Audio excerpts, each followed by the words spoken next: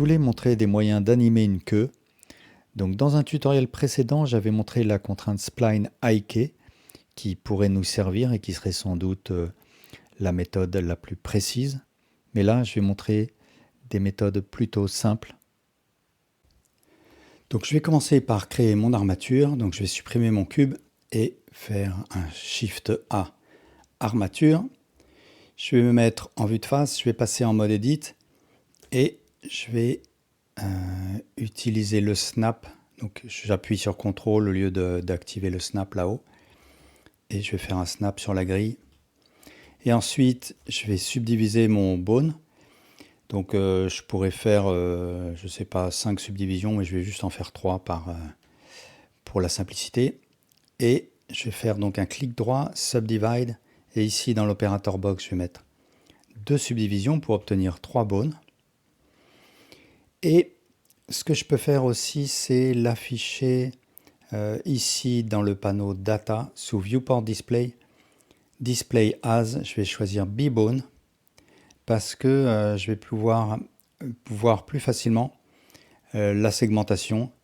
Je vais aller dans le panneau Bone, je vais sélectionner mes 3 bones et sous Bendy Bones, je fais un Alt, je clique dans ce bloc là et je vais taper par exemple 3 pour à chaque fois segmenter 3 fois chacun des bones.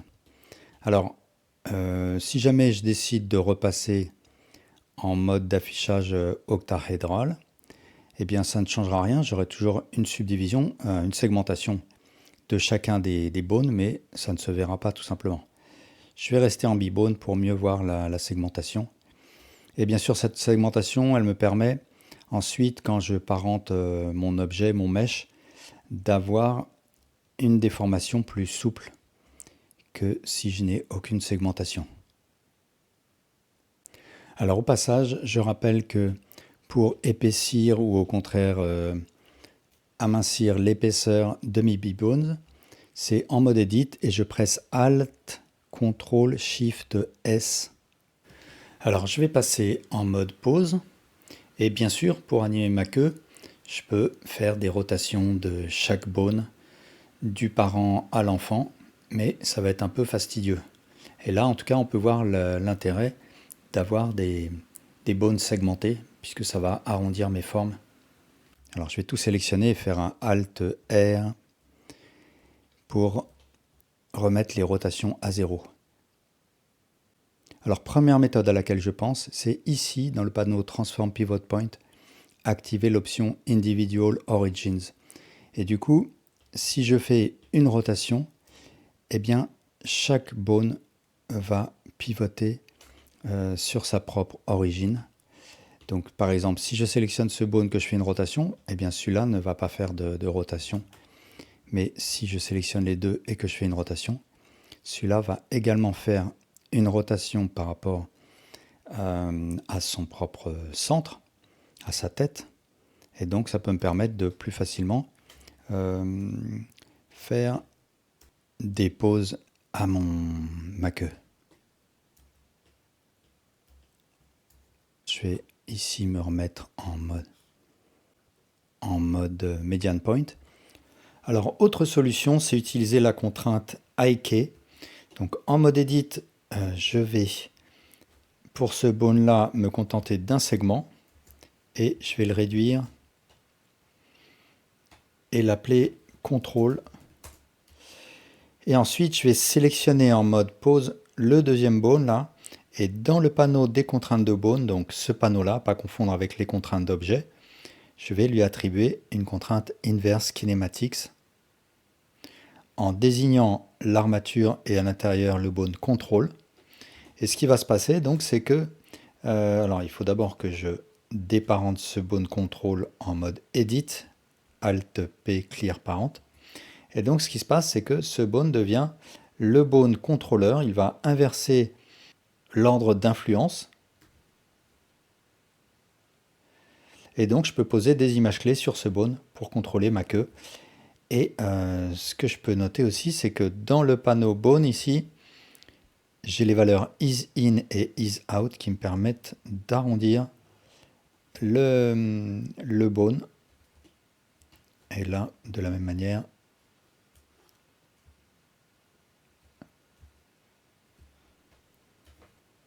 Donc je pourrais très bien faire ça avec plus de bones. Mais ce que je vais faire, je vais aussi montrer comment on peut se passer de contrainte IK. Je vais supprimer la contrainte et je vais supprimer ce bone controller. Et en mode pause, je vais activer l'option Auto IK. Et là, ce que je peux voir, c'est que j'ai la possibilité de la même manière d'inverser l'ordre d'influence en me passant de contraintes. Et de la même manière, ici, je peux créer les images clés sur ce bone. Alors une autre méthode un peu plus compliquée, ce serait d'utiliser la contrainte Stretch To. Et j'ai déjà fait un tutoriel sur le sujet, mais je vais le refaire rapidement. Donc je vais d'abord créer une armature. Et puis en mode Edit, je vais créer un bone comme ça, un second plus grand, un troisième petit, un quatrième grand et puis un cinquième petit. Ensuite, je vais déparenter ces deux bones. Alors celui-là d'abord, Alt P, Clear Parent, et celui-là. Je vais aller dans le panneau Data, et puis je vais, sous Viewport Display, choisir Display as B-Bone. Et je vais sélectionner mes trois petits bones là, et je vais faire Alt, Ctrl, Shift, S pour les épaissir.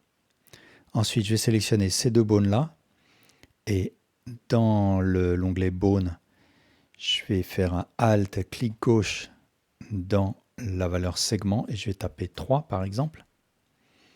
Je vais aussi un peu plus bas sélectionner ces trois bones là, et décocher l'option Deform, donc Alt et puis clic gauche dans Deform, de manière à ce que ces bones-là n'agissent pas sur le mesh. Il n'y a que ces deux bones-là qui pourront agir sur les vertex groupes du mesh. Ensuite, je vais passer en mode pause. Je vais sélectionner ce bone, et là, dans l'onglet Bone Constraint, à ne pas confondre avec les contraintes d'objet, donc dans Bone Constraint, je vais aller chercher la contrainte Stretch To. Pour Target, je vais désigner l'armature. Et pour Bone, alors il faut que je renomme mes bones. Donc celui-là, je vais presser F2, je vais l'appeler 1. Celui-là, 2. Et ainsi de suite.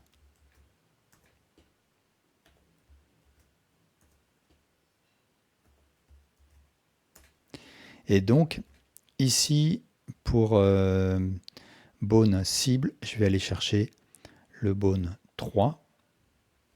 Et donc, je pourrais voir ensuite que je peux étirer de cette manière-là le bone qui a la contrainte. Et pour celui-là, de la même manière, je lui attribue un bone Stretch To, Target l'armature, et le bone, ça va être le 5. Ensuite, alors là, on peut déjà voir l'effet. Alors ensuite, il faut que j'aille dans le panneau Bone, et sous Bendy Bones, en bas du panneau, Start Handle, je vais choisir Absolute, et je vais aller sélectionner le bone 1, et ensuite End Handle, Absolute, et je vais choisir le bone 3. Et de la même manière, pour celui-là, Start Handle Absolute, et je vais aller choisir le bone 3. Et ensuite, End Handle Absolute, et je sélectionne le bone 5. Et voilà. J'ai mon objet qui est prêt. Et je pose des images clés sur les bone contrôleurs. Alors dans un style un petit peu différent, puisque là on va se rapprocher de la simulation de physique sans que c'en soit vraiment, il y a l'addon Wiggle Bones. Donc pour l'addon Wiggle Bones, j'ai déjà fait un tutoriel. Là, je vais montrer un addon qui est très proche. C'est l'addon Bone Dynamics. Alors je vais commencer par créer une armature. Cette fois-ci, je vais la faire verticale. Et puis, je vais en mode Edit faire un clic droit Subdivide.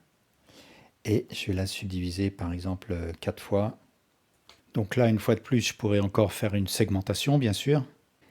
Ensuite, je me passe en mode pause. Et puis, j'ai activé l'add-on qui s'appelle Bone Dynamics. Si j'ouvre le panneau N, je retrouve l'onglet Bone Dynamics ici. Donc, c'est la version gratuite. Je la mettrai en lien en description. Et je sélectionne tous mes bones. Je sélectionne en dernier celui qui va être le bone pilote en quelque sorte. Et je clique sur Add Bone Dynamics. Et ensuite, je vais ouvrir une fenêtre, donc Shift F12 pour avoir la timeline. Et je vais créer des keyframes, donc une keyframe ici par exemple. À la frame 20, je vais déplacer ce bone ici. Et je vais dupliquer la première keyframe. Et on va regarder ce que ça donne. Et voilà. Donc ce que je peux voir, c'est cette simulation. Et donc là, ça pourrait convenir pour une queue, pour une oreille, etc. Pour des cheveux. Alors si je veux, je peux changer le type de simulation. Donc je retourne dans le panneau Bone Dynamics. Je fais Remove Bone Dynamics. Je vais choisir un autre réglage, par exemple organique. Je reclique sur Add Bone Dynamics et je regarde ce que ça donne. Donc là, c'est plus prononcé. Alors, ce que je peux faire, c'est aller sélectionner un bone, aller dans le panneau des contraintes de bone, et là, je vais trouver la contrainte Bone Dynamics, et si je veux, je peux baisser l'influence. Donc, la simulation sera moins forte. Par exemple, je vais mettre tout à 0,5. Et je vais regarder ce que ça donne. Donc voilà, là, c'est moins prononcé. Une fois que je suis content, eh bien, je peux tout sélectionner et faire un Bake Animation. OK. Et là, les contraintes ont disparu et tous les mouvements ont été convertis en images clés. Une solution assez proche présentée par RA Animations, je mettrai le tutoriel en lien, c'est utiliser la contrainte Damped Track. Alors je vais créer une nouvelle armature parce qu'il faut un peu plus de bone. Et en mode edit, donc je vais la mettre à l'horizontale. Et je vais faire un clic droit, Subdivide. Et là, je vais mettre 4 subdivisions donc pour obtenir 5 bones. Et je vais les renommer. Donc le premier, je vais l'appeler 1. Le deuxième, je vais l'appeler 2. Le troisième, 3. Et ainsi de suite.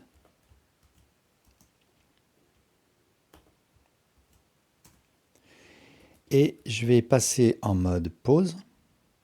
Je vais sélectionner le deuxième bone là. Et dans les contraintes de bone, donc à ne pas confondre avec les contraintes d'objet là, dans les contraintes de bone, je vais lui attribuer une contrainte Damped Track. Ensuite, comme target, je vais désigner l'armature elle-même et je vais aller choisir le bone numéro 3 et ainsi de suite. Donc je peux sélectionner ce bone là, aller chercher la contrainte Damped Track. Je peux aussi sélectionner ce bone là et faire un CTRL C si j'ai activé l'add-on Copy Attributes et je fais un Copy Bone Constraint et après lui je lui désigne le bone suivant, donc ça va être le bone 4 et ainsi de suite.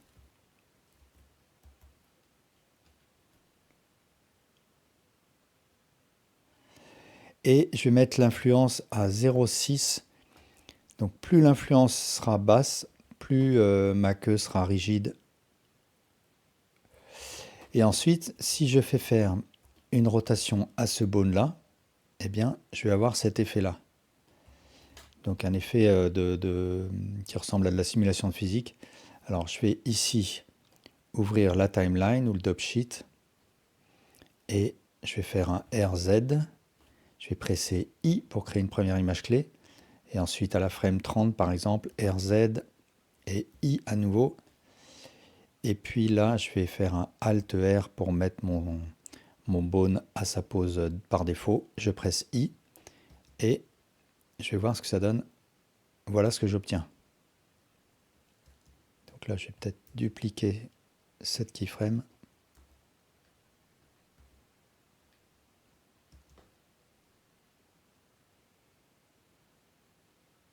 Et là, de la même manière, bien sûr, je peux sélectionner mes bones, aller dans l'onglet Bone, et je peux les segmenter. Je vais mettre une segmentation de 3 par exemple.